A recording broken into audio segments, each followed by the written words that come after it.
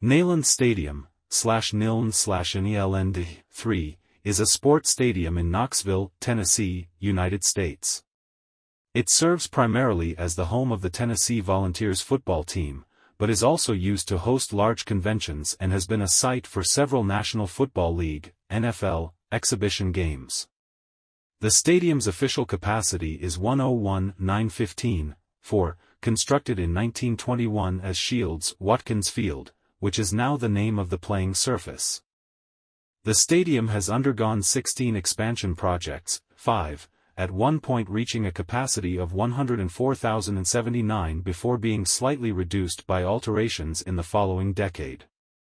Neyland Stadium is the 6th largest stadium in the United States, 6, the 8th largest stadium in the world, and the 2nd largest stadium in the Southeastern Conference. The stadium is named for Robert Neyland, who served 3 stints as head football coach at the University of Tennessee between 1926 and 1952. History. Tennessee's football team played at Waite Field, where the Walters Life Science Building now stands, from 1908 to 1920. The Tennessee Volunteers football team originally played at Baldwin Park, which was once located between Grand Avenue and Dale Avenue, north of Fort Sanders, 7. From 1908 to 1920, the team played at Waite Field, which was located where the Walters Life Science Building now stands, 7. The stadium was first conceived in 1919. Colonel W. S. Shields, president of Knoxville City National Bank and a University of Tennessee trustee, provided the initial capital to prepare and equip an athletic field. Thus, when the original stadium, the lower level of the current stadium's west stands, was completed in March 1921, it was called Shields-Watkins Field in honor of the donor and his wife, Alice Watkins Shields. 8. However, the project ran out of funds and was suspended temporarily until McGregor Smith suggested at a meeting of the university's Caribbean Senior Society in mid-1921 that the students and faculty finish the project together. At the group's behest, students and faculty finished the field over a 2-day period. An invitational track meet was then held as a celebration and thus became the very first event at Neyland Stadium. 9. The first UT football game at the stadium took place on September 24, 1921, with the Vols defeating Emory and Henry 27-0. 6. The first night game at Neyland Stadium was played on September 16, 1972, with the Vols defeating Penn State 28-21. 6. The stadium was named after General Robert Neyland in 1962. In 1962, the stadium was renamed Neyland Stadium in honor of General Robert Neyland, the recently deceased former athletic director and coach. Neyland, the man credited with making the Vols a national football power, coached the team from 1926 to 1952, with 2 interruptions for military service. In 1968, the stadium became one of the first stadiums to have an AstroTurf surface. It stayed until natural grass was restored to the field in 1994. Reflecting the Vols' growth in stature, the stadium's capacity jumped more than 14-fold during his 38-year association with UT as either an assistant coach, 1925, head coach, 3 separate tenures from 1926 to 1952, or athletic director, 1946 to 1962. By comparison, when Neyland arrived in Knoxville in 1925, Shields-Watkins Field was not even a fraction the size of Tennessee's largest stadium at the time, Vanderbilt's. Shortly before his death, he spearheaded the stadium's first major expansion. The plans he drafted were so far ahead of their time that they have formed the basis for every expansion since then. The playing surface is still named Shields-Watkins Field. The latest additions and updates to the facility were part of a $136.4 million series of renovations, beginning in 2004 and completed by 2010. They included the bricking around the field and the removal of the previous hedges, numerous changes to the inside and outside of the stadium structure, additions and reconfigurations of seating areas, as well as new home locker, press, and varsity rooms. 4, 10, 11. In a spring 2001 poll in the Sporting News, Neyland Stadium was ranked as the nation's #1 college football stadium. In 2004, Sports Illustrated ranked Neyland Stadium, the University of Tennessee campus, and the surrounding Knoxville area, as the best college football weekend experience. On April 8, 2009, it was announced that Neyland Stadium was one of 70 stadiums named for the United States' bid to host either the 2018 or 2022 World Cup. Attendance records. Attendance has been recorded for Tennessee Volunteer football games at Neyland Stadium since 1946. 12. Average attendance since that year has been 68,925 fans per game. 12. The largest crowd ever recorded at Neyland Stadium was 109,061 on September 18, 2004, when Tennessee defeated Florida, 30-28. 12. Tennessee set a school record by averaging 107,595 fans per home game in 2000. Vols performance at Neyland. Through Week 1 of the 2022 season, the Tennessee Volunteers football team had compiled a record of 485 wins, 141 losses, and 17 ties at Neyland. For a winning percentage of .767.6, the team has had 37 perfect home records, the last coming in the 2022 season. 6. The team's longest home winning streak was 30, set between December 8, 1928, and October 21, 1933. 6. The Vols have never had more than 4 consecutive losses at Neyland Stadium. 6. Other uses. Neyland Stadium is occasionally used for concerts, political rallies, and religious gatherings. One of Neyland Stadium's most notable non-sporting events took place in May 1970, when the stadium hosted the Billy Graham Crusade, with President Richard Nixon as a guest speaker. The event occurred just 3 weeks after the Kent State shootings, at the height of the anti-war movement, and several anti-war protesters were arrested for trying to disrupt the event. 13. The Jacksons performed 3 concerts at Neyland Stadium in August 1984, during their victory tour. East Tennessee native Kenny Chesney performed in Neyland Stadium in June 2003. 14. Neyland Stadium has hosted several NFL exhibition games, most recently in 1995, when the Washington Redskins played the Houston Oilers. 15. The Knox County Football Jamboree, a preseason event for local high school teams, was held annually at the stadium until 2013. 16. The discontinuation of the Jamboree at Neyland Stadium was due in part to maintaining the condition of the field in the month prior to the beginning of college football. 17. Structure and seating. Growth.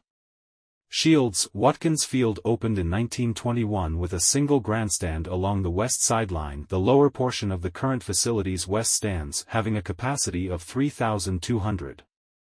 The east stands were added 5 years later in 1926 to increase capacity to 6,800.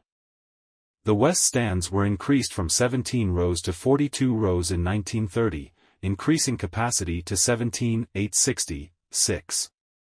In 1937, a small row of seats, called North Section X, was constructed across the north end zone, adding 1,500 seats.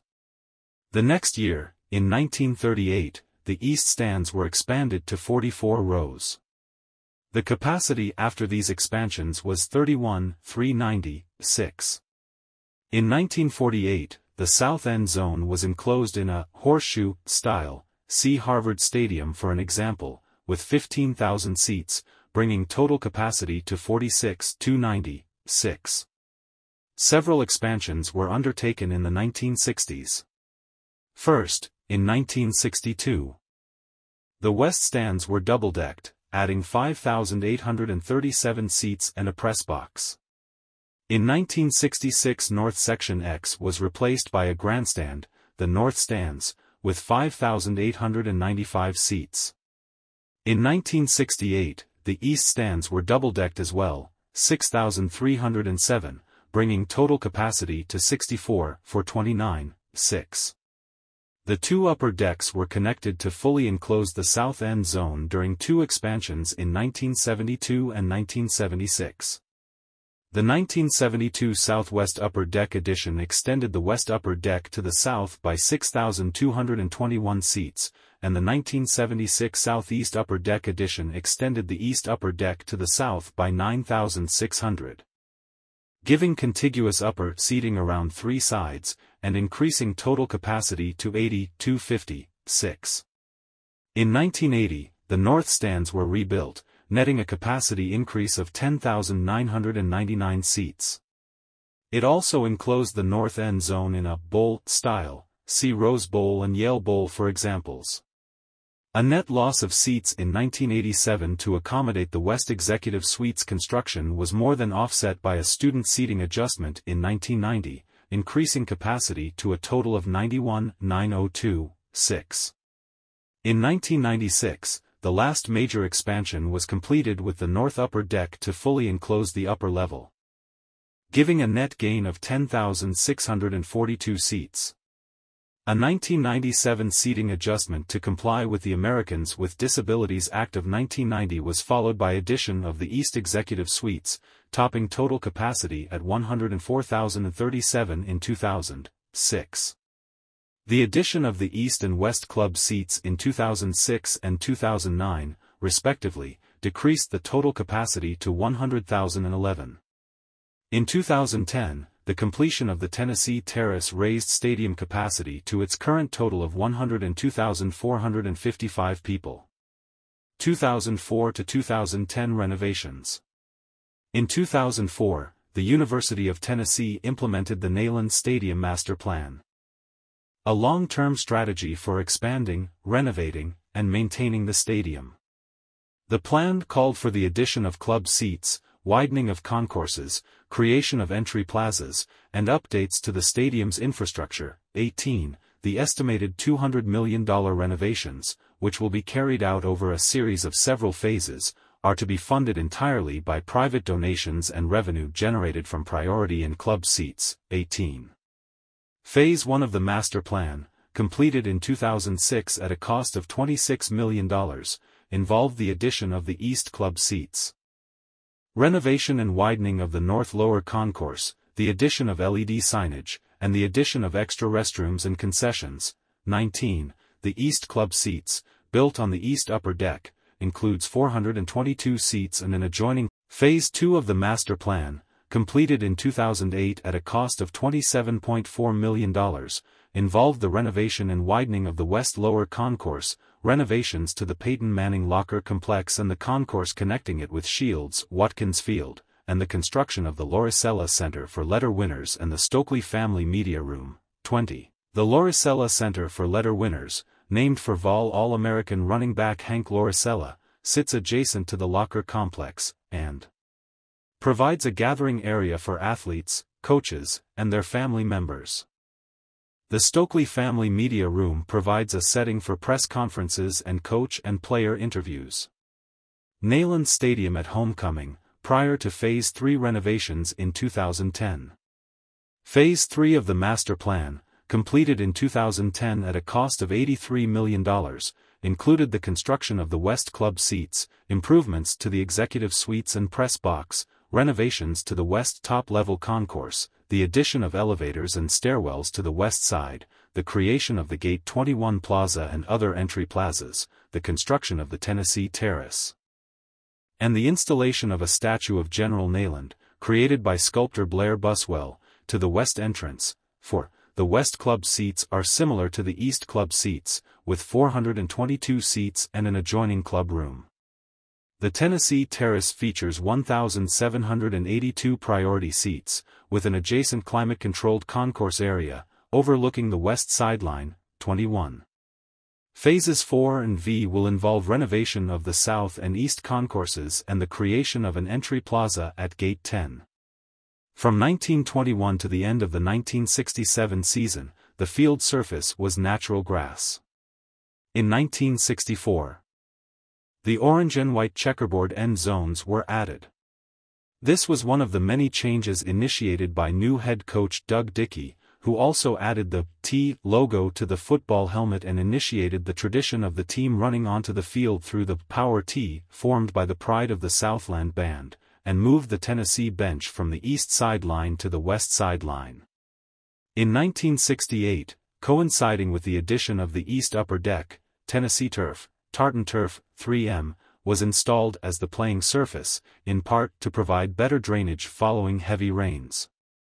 The checkerboard end zones were initially not included as part of the Tennessee Turf playing surface. End zone designs used through the years on the artificial surface included having Tennessee and Volunteers in orange turf lettering and the end zone green turf. The end zones, as well as the midfield logo, were unique in that they were separate pieces of contrasting turf rather than painted turf. The artificial surface, as many from this era, was blamed for excessive leg injuries. In 1989, the orange and white checkerboard end zone patterns were restored, and an interlocking UT was placed at midfield. The artificial surface was used through the 1993 season, the last game on the surface being a 62-14 win over Vanderbilt. Afterwards the surface was ripped up and sections were auctioned off to raise funds for the university. The turf was replaced with natural grass the following year, with the checkerboard end zones and midfield logo retained. In 1998, the interlocking UT was replaced with the same Power T logo as seen on the football helmets. Since 2007, the entire surface gets resodded annually with Tifway Bermuda grass, which rests on a 12-inch bed of sand to enhance drainage. Former names: Shields Watkins Field, 1921–1962. Location: Knoxville, Tennessee. Owner: University of Tennessee. Operator: University of Tennessee. Capacity: 101,915, since 2022. 2. Record attendance: 109,061, on September 18, 2004 versus Florida. Surface: grass, 1921–1967, 1994–present. AstroTurf, 1968–1993. Construction: broke ground March 21, 1921. 102 years ago, 1. Opened September 24, 1921, 102 years ago. Renovated 2006, 2008, 2010, 2022. Expanded 1926, 1929, 1937–1938.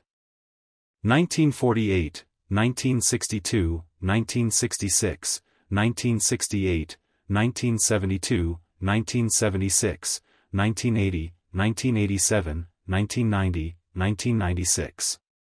Construction cost: $42,000.